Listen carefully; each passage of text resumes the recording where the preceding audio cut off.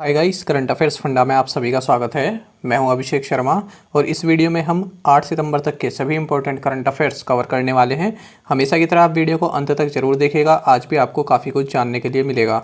साथ ही गाइस, इस सेशन को शुरू करने से पहले आप सभी को बताना चाहूँगा, यदि आप हमारी daily current affairs PDF, weekly PDF और मंथली पीडीएफ चाहते हैं तो इस वीडियो के फर्स्ट कॉमेंट में दिए गए लिंक पर क्लिक करके पा सकते हैं। ज़्यादा जानकारी के लिए आप इस स्लाइड पर दिए गए सभी पॉइंट्स को जरूर पढ़ें। कोई भी आपका डाउट हो, कुछ भी आप पूछना चाहें तो हमें कॉमेंट बॉक्स में जरूर लिखें। तो चलिए फिर करते हैं शुरुआत इस वीडियो सेशन की।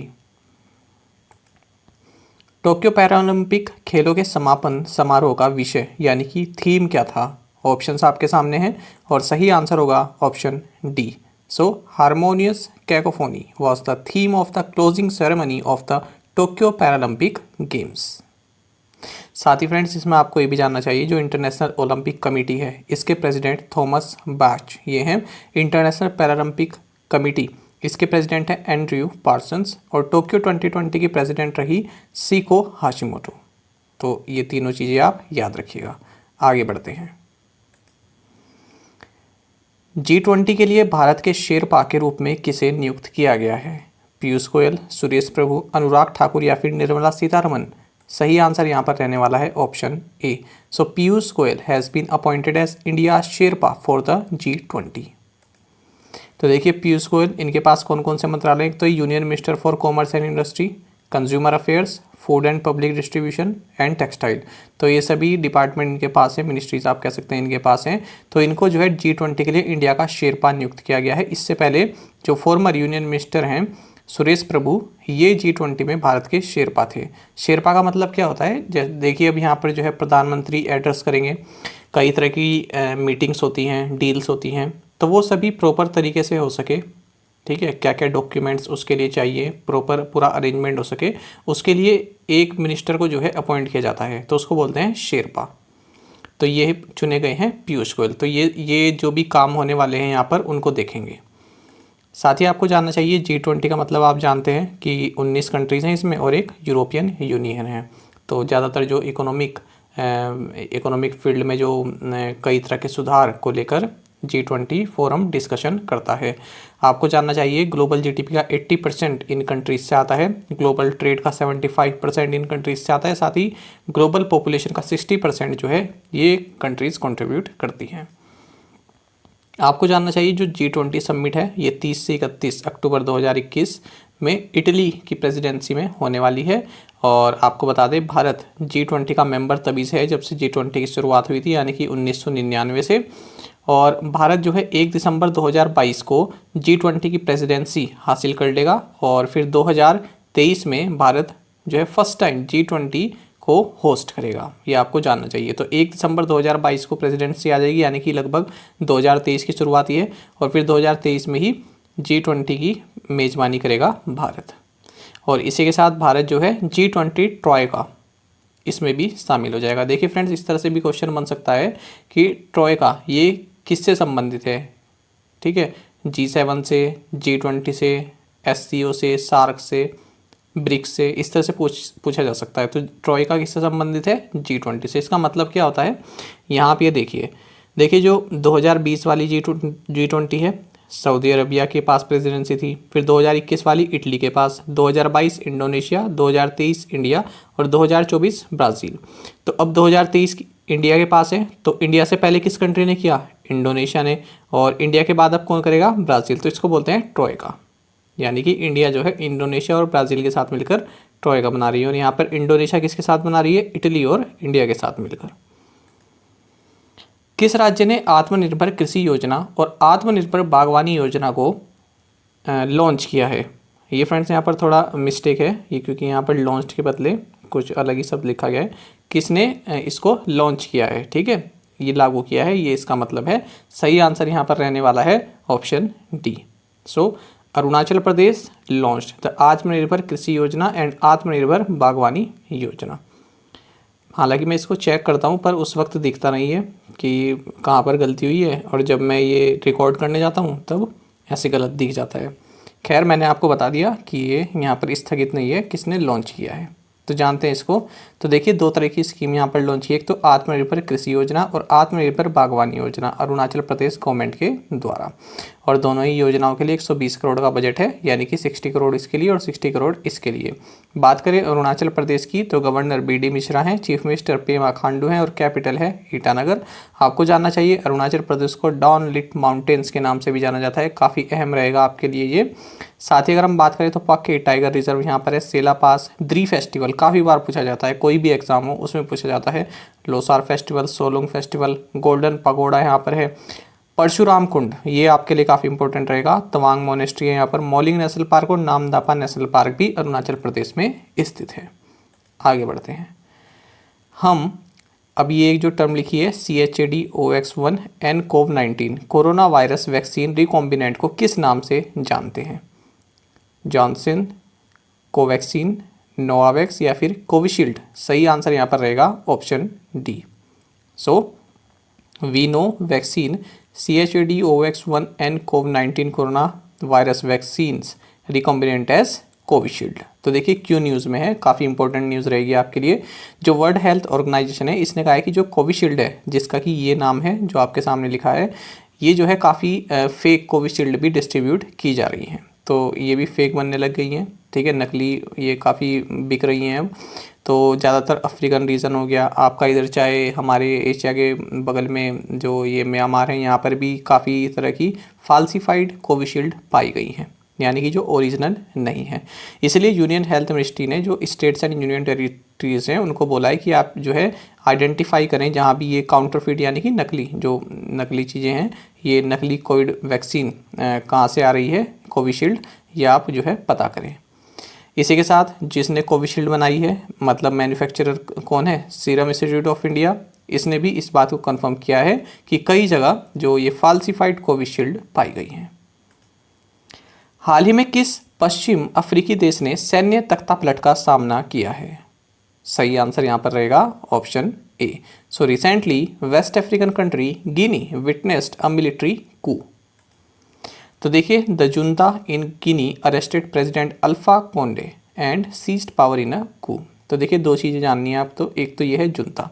जुंता का मतलब होता है जब कोई मिलिट्री ज़बरदस्ती कोई पावर स्नैच कर ले, किसी देश की पावर को अपने हाथ में ले ले, तो उसको बोलते हैं मिलिट्री जुंता, यानी जुंता रूल।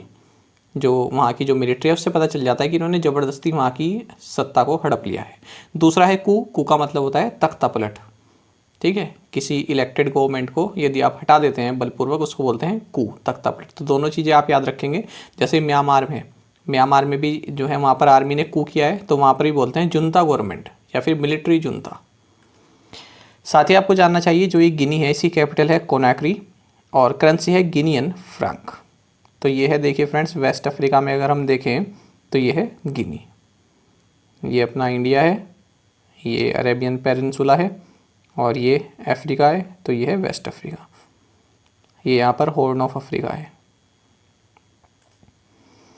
आयुष आपके द्वार अभियान का उद्देश्य 1 वर्ष में कितने घरों में औषधीय पौधों के पौधे वितरित करना है?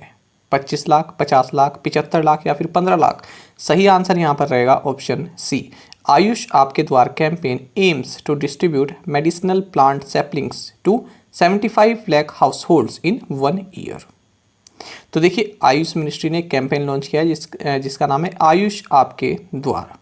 तो देश में जो है 45 लोकेशंस से ज़्यादा, यहाँ पर 45 लोकेशन से भी ज़्यादा लोकेशंस पर इसको लॉन्च किया गया, और इसका मकसद ये है कि 75 लाख जो हाउस होल्ड्स हैं उनको कम से कम 1 साल में जो है ये जो मेडिसिनल प्लांट होते हैं इसके सैपलिंग्स के जो पौधे हैं ये डिस्ट्रीब्यूट किए जाए। और मेडिसिनल प्लांट्स कौन से होते हैं? तेजपत्ता, स्टीविया, फ्रेंड्स ये आप याद रखेंगे, स्टीविया, इसको नेचुरल स्वीटनर कहते हैं। मुझे याद है एक बार यूपी PCS में 4 ऑप्शन दिए गए थे कि इनमें से कौन सा नेचुरल स्वीटनर के रूप में जो है यूज़ किया जाता है, तो ऑप्शन कई सारे थे, तो उसमें आंसर बनता स्टीविया। भले ही आपकी ये बैंकिंग एग्जाम में ना पूछा जाए, पर इस तरह की चीज़ें भी आपको जाननी चाहिए। कुछ जनरल टर्म भी होती हैं जो आपको जाननी चाहिए, हमेशा ही केवल एग्ज़ाम के लिए ही ना पढ़ें आप, कुछ ऐसी चीज़ें होती हैं जो आपको जीवन में जाननी चाहिए, आगे कभी यूज़ हो जाती हैं, ठीक है। तो स्टीविया मतलब एग्ज़ाम से भी ऊपर का थोड़ा देखें अपना, जो जनरल टर्म होती हैं। तो स्टीविया एक नेचुरल स्वीटनर है, ठीक है, ये मिठास का कार्य करती है, तो जैसे शुगर है ना, ये तो अच्छा प्रभाव नहीं डालती है बॉडी पर, तो स्टीविया इसके बदले यूज़ की जाती है। ऐसे ही अशोका, गिलोय, अश्वगंधा, लेमन ग्रास, तुलसी, सर्पगंधा और आंवला, ये सभी मेडिसिनल प्लांट्स हैं। आपको जानना चाहिए यूनियन आयुष मिनिस्टर हैं ये सर्बानंद सोनोवाल हैं, ये आसाम के पूर्व सीएम हैं। साथ ही जो मिनिस्टर ऑफ स्टेट है आयुष मिनिस्ट्री में है डॉक्टर महेंद्र मुंजापारा।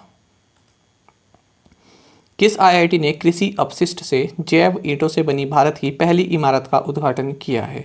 सही आंसर यहाँ पर रहेगा option D. So IIT Hyderabad inaugurated India's first building made of bio bricks from agro waste. तो देखिए इस तरह की बिल्डिंग बनाई है। तो जो एग्रो वेस्ट होता है, एग्रीकल्चर जो वेस्ट होता है, तो उसमें कई तरह के जो प्रोसेस होते हैं उनको मिलाकर फिर ये बायो ब्रिक्स बनाई हैं। वो उन बायो ब्रिक्स से फिर इन्होंने ये जो आप देख रहे हैं ये पूरा बिल्डिंग ये बनाई है। ये जो एक रूम का सेट है ये इन्होंने बनाया है और इसके लिए इन्होंने पेटेंट भी लिया है। तो इसमें इन्होंने ये तो नहीं बताया कि किस तरह से बनाई है, क्योंकि पेटेंट लिया हुआ है, ठीक है। केवल ये बताया है कि जो एग्रो वेस्ट होते हैं उससे हमने बायोब्रिक्स बनाई और उससे ये बिल्डिंग हमने बनाई है।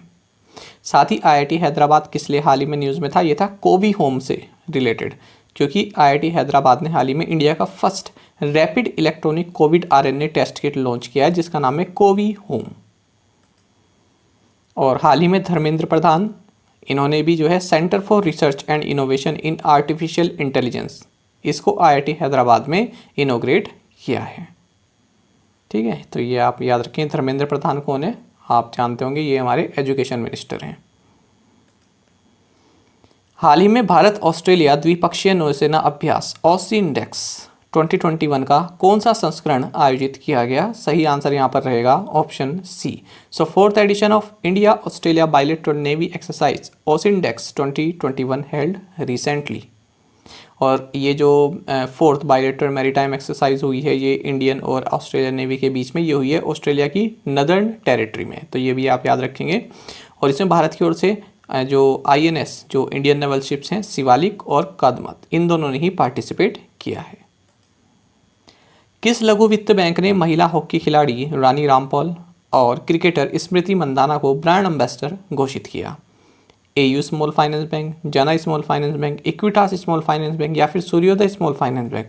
सही आंसर यहाँ पर रहेगा ऑप्शन सी।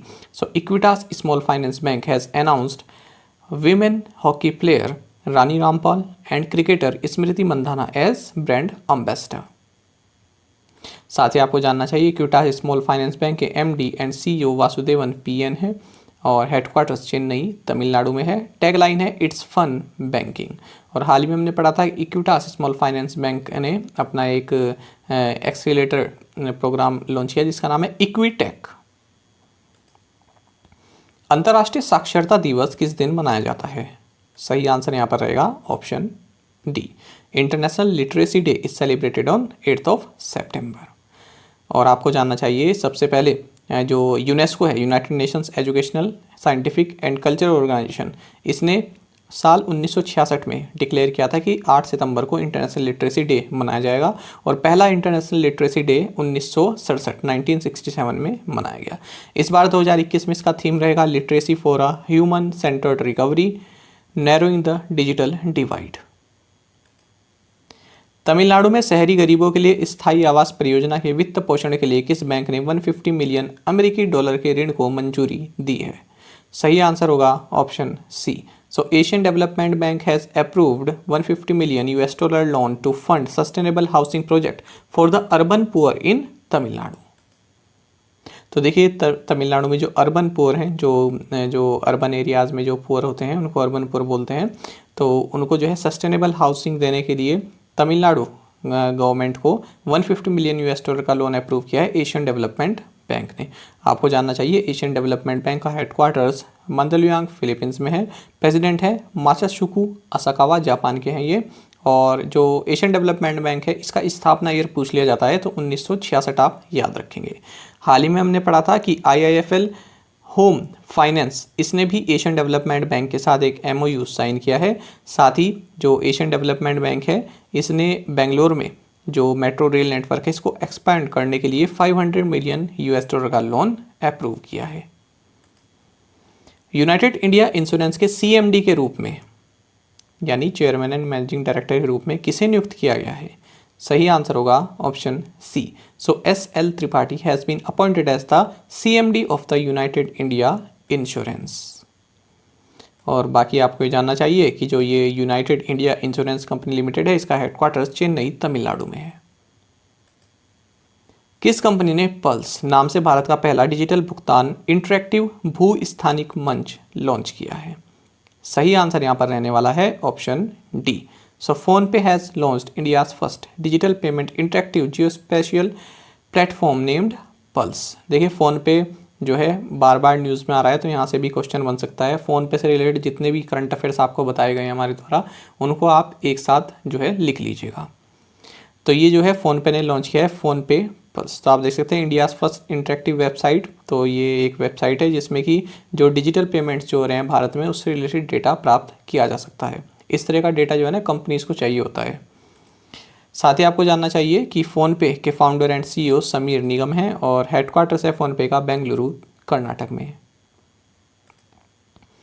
गोलकोंडा मास्टर्स तेलंगाना ओपन 2021 किसने जीता है? सही आंसर यहाँ पर रहने वाला है option C. So Manu Gandas won Golconda masters Telangana open 2021। तो बात हो रही है यहाँ पर गोल्फ की। तो इन्होंने ये गोल्फ ट्रॉफी जीती है और किसके द्वारा ये प्रेजेंट की गई है? ये वूटी एंड हल्दी। और कहाँ पर? हैदराबाद गोल्फ एसोसिएशन कोर्स में। तो बात हो रही है गोलकोंडा मास्टर्स तेलंगाना ओपन की, ये गोल्फ से संबंधित है। अब देख लेते हैं प्रीवियस असाइनमेंट क्वेश्चंस के answer. What is the capital and currency of Seychelles? So capital is Victoria and currency is rupee. Name the first Asian country to launch plastics pact? Answer is India. और ये जो India ने किसके साथ collaborate करके किया है? एक तो रैप यानी कि water and resources action programme, साथ ही WWF world wide fund for nature India and CII confederation of Indian industry, इनके साथ मिलकर इसको लॉन्च किया है, नोट कर लीजिएगा। Crocodile conservation project was launched in which year? Answer is 1975। Which day is celebrated on the birth anniversary of Sarvepalli Radhakrishnan? Answer is teachers day 5 September।